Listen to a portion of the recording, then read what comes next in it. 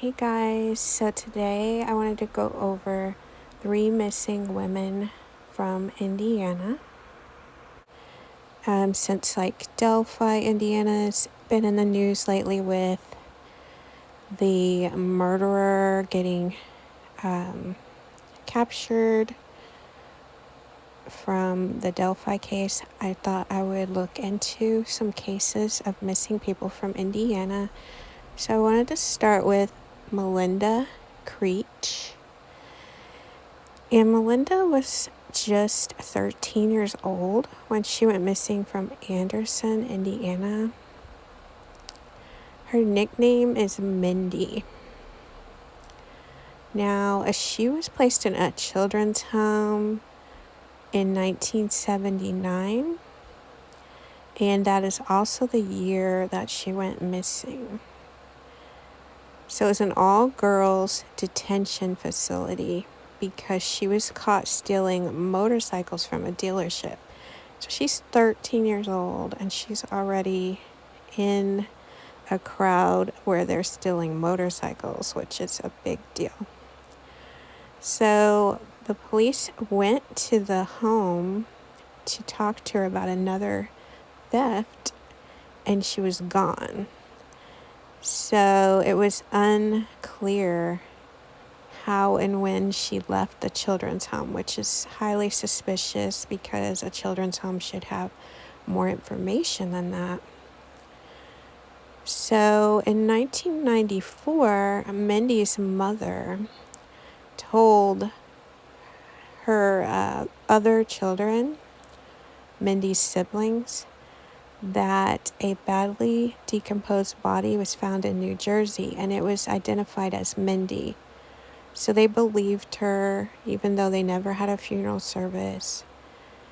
And when the mother died in 2003, they looked through the mother's belongings, and they found that the mother had been told that that was not Mindy's body that was found.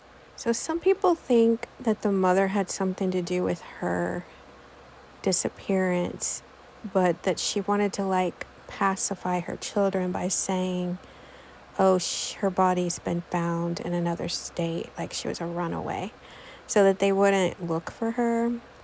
But she's still missing. There still hasn't been a body found, and the case seems really suspicious to me. So next is the case of Ashley Mullis. She's been missing from Rorton, Indiana since 2013. So she was visiting her parents in Rorton, Indiana on September 19th, 2013. She took her 2-week-old daughter and went to visit her parents for dinner. They had a nice visit, and she showed them something she had bought that she wanted to resell for a profit. She liked antiques and woodworking. Her father said she seemed slightly worried, but nothing out of the ordinary. So on September 22nd, she attended a family reunion, and that was the last time anyone saw her. So when she disappeared, she was separated from her husband and actually seeing a married man. The married man was a mechanic who she met a year before when her car needed service. He gave her a rental house and a vehicle to drive, so he's kind of like a sugar daddy. The baby girl that Mullis had given birth to a few weeks before her disappearance was supposedly this married man's baby, but no paternity test had ever been done. But I'm thinking they should have been done by now. So a few days after the family reunion, which was the last time anyone saw her, her father and brother tried to reach her by phone and couldn't get a hold of her, so they went to her home. They found it locked and deserted. They left a note on the door asking her to call them, but she never did. A few days later, they went back to the house and the note was gone. So they left another note, and they called the guy that married man, because he owned the house, and asked if he knew where she was. So he said that she decided to move to Virginia, and he gave her $15,000. And so that's where he thinks he hasn't seen her since. Well, I think that York has something to do with it, because he probably didn't want that baby, because she had a baby by him. He's married. He doesn't want everyone to know this. So the crazier part of the story is that she actually had a warrant out for her arrest when she went missing, because the dogs that her and her ex-husband had got neglected.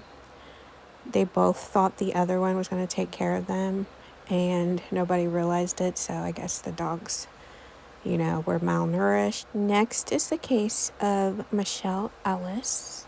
She's been missing from Indianapolis since 1978. She was 23 when she went missing, but today she'll be 68 years old. So I like to look at these older cases. I mean, just because it's been so long doesn't mean she might be out there somewhere and need our help.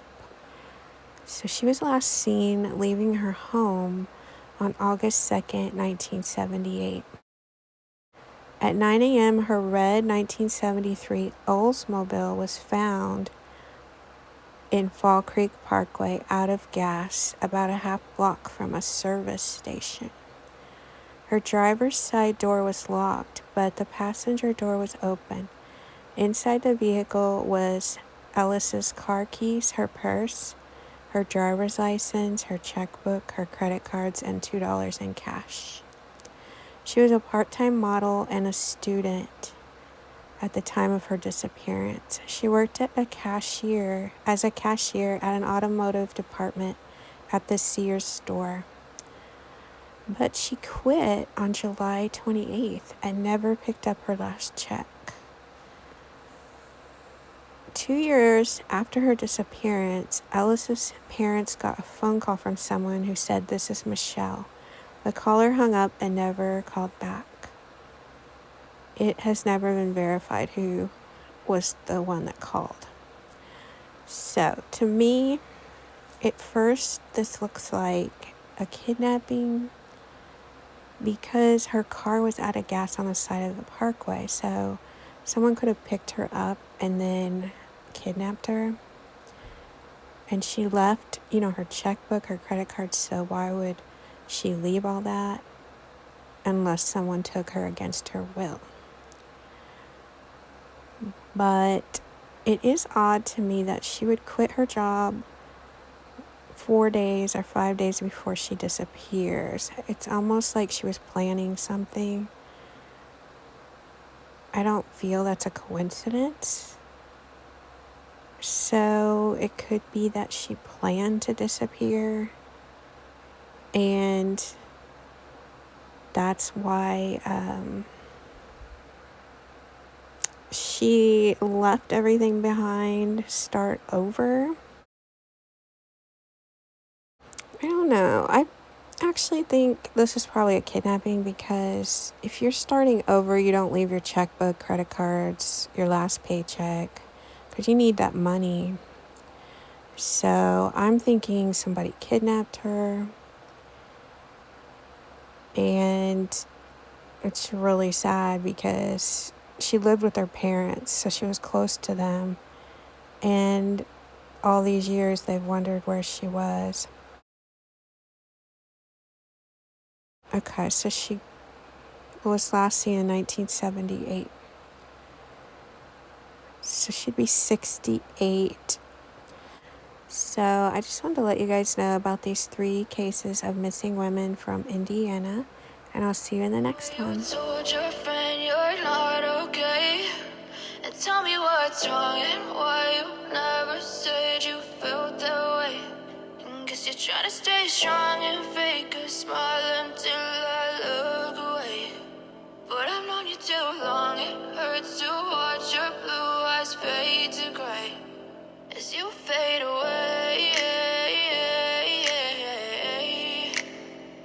as you fade away.